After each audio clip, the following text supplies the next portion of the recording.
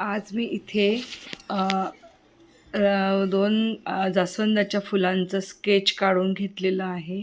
त्यावर OHP sheet ठेवून OHP शीटवर देखील ते फुलांचं पूर्ण स्केच आखून घेतलेलं आहे.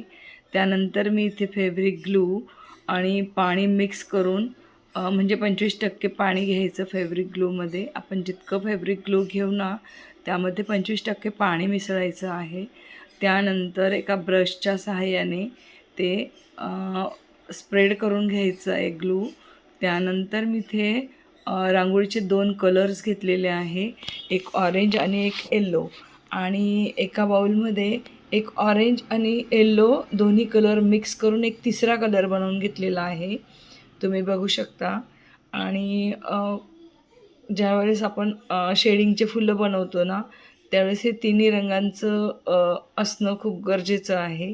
आपण एका साईडला डार्क कलर, त्यानंतर येल्लो कलर आणि मध्ये जो दोघं मिळून एक कलर बनवलेला असतो, दोघं मिश्रित एक कलर, तो मध्ये टाकायचा असतो.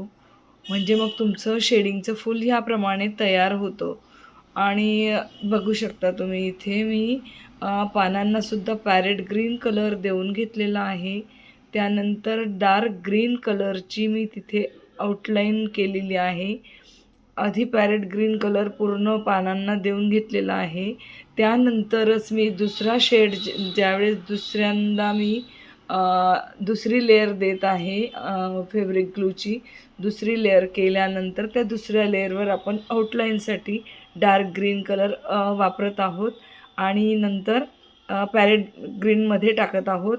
आता मी इथे ॲक्रेलिक कलर घेतलेला आहे ब्लॅक, आणि त्याच्याने संपूर्ण फुलाला आउटलाईन करून घेतलेली आहे. आता तुम्ही बघू शकता हे पूर्ण फूल तयार झाल्यानंतर 3D सारखं दिसत आहे.